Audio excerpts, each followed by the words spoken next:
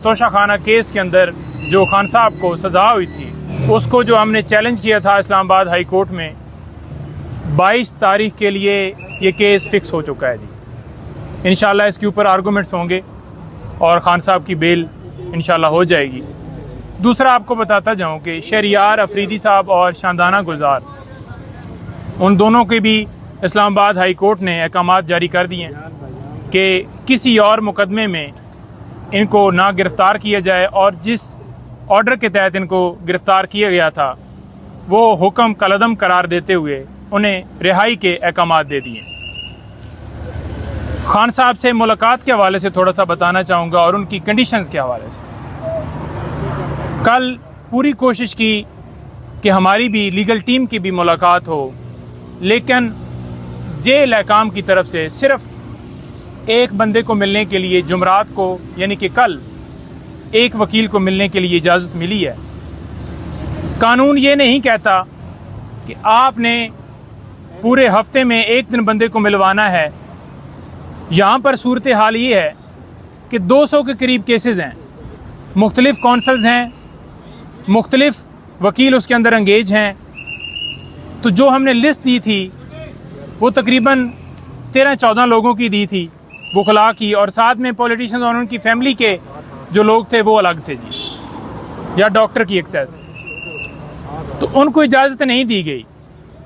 क्यों नहीं दी गई, ये इसकी कोई वजह नहीं है। शायद वकला जाएंगे तो सिक्योरिटी के खदशात हो जाएंगे, शायद वकला जाएंगे तो उनको जो इंसाफ तक जो है रसाई जो है वो आसानी हो जाएगी, क्योंकि मुख्तलिफ केसेस हैं, उनसे इंस्ट्रक्शंस लेनी है, पावर ऑफ अटॉर्नी लेने हैं। तो न जाने क्यों इनकार किया जा रहा है कि खान साहब को किस हालत में रखा गया। खान साहब ये नहीं कह रहे कि मुझे A क्लास दी जाए या मैं रह नहीं सकता, बल्कि वो तो कह रहे हैं मुझे बेशक D क्लास दे दी जाए। लेकिन उनकी सूरत हाल क्या है? हाई कोर्ट का हुक्म कि जेल मैनुअल के मुताबिक ट्रीट किया जाए। हमने दरख्वास्त दी बाकायदा तौर पर एडिशनल होम सेक्रेटरी साहब को और जेल की जो सुपरिटेंडेंट साहब हैं उनको, कि उनको कानून के मुताबिक जो फैसिलिटीज़ मिलनी चाहिए वो दी जाएं और महफूज खाना, मेयारी खाना। हम ये नहीं कह रहे कि कोई कोफ्ते दें या कोई इस तरह का ऑर्डर हमें दें, महफूज खाने की हम इस्तदा करें। महफूज खाने की भी इस्तदा हमारी मंजूर नहीं की गई। जो किताबें मंगवाई गई उन्होंने बताया है कि वो भी मुझे दी नहीं गई। हाई कोर्ट ने वाज़ेह हुक्म दिया था कि जो कुरान पाक है इंग्लिश ट्रांसलेशन में वो उनको दिया जाए, लेकिन वो भी इजाज़त नहीं दी गई। खाने के हवाले से बिल्कुल पाबंदी है, महफूज खाने की उन तक रसाई नहीं है। डॉक्टर की हद तक कल भी हमने सदा की, बार बार एक दिन में हम 6 बार रब्ता कर रहे हैं, हर जगह पे अप्रोच कर रहे हैं, लेकिन उन्हें रसाई नहीं दी जा रही। देखें, फिजिशियन उनका जो डॉक्टर है उसने चेकअप करना है उनका। उनकी बेगम की तरफ से खदशात हैं कि उनको खाना जो है वो मेयारी नहीं दिया जा रहा, उसके अंदर जहर मिला कर दी जा सकती है।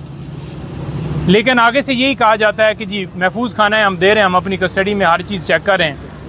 अब भाई जिसकी कस्टडी में है उन्होंने हमें पकड़ा हुआ है, एक ऐसे केस के अंदर हमें सज़ा मिली है जो केस ही झूठा है।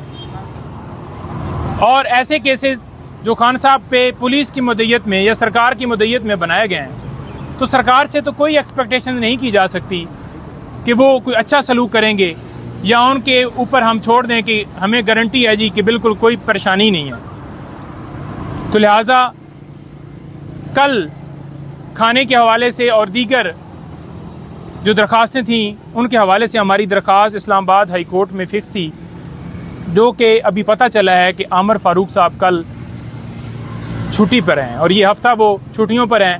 तो लिहाजा डेफिनेटली कल तो समाअत नहीं होगी। तो हमने एक और पिटीशन भी फाइल कर दी है जिसमें हमने लॉयर्स के हवाले से भी एक्सेस मांगी है, और हम बारहा कह रहे हैं कि उनको लॉयर्स की एक्सेस दी जाए। बारहा कह रहे हैं, जेल के आगे जाके खड़े होकर कह रहे हैं लॉयर्स की एक्सेस नहीं है। एक बंदे की कोई मंतक नहीं है कि आप एक बंदा आ जाए, कोई पाबंदी नहीं है कानून के मुताबिक। डॉक्टर बार बार उनके रब्ता कर रहे हैं, उनको एक्सेस नहीं दी जा रही। रात को भी मैंने मैसेज किया है उनको। ये समीर खोसा साहब हैं, बाकी सारे लतीफ़ खोसा साहब हैं, बाबर अवान साहब हैं, अली जफ़र साहब हैं, ख्वाजा हारस साहब हैं, जो मुख्तलिफ केसेस में नाम लेना लंबी एक लिस्ट है।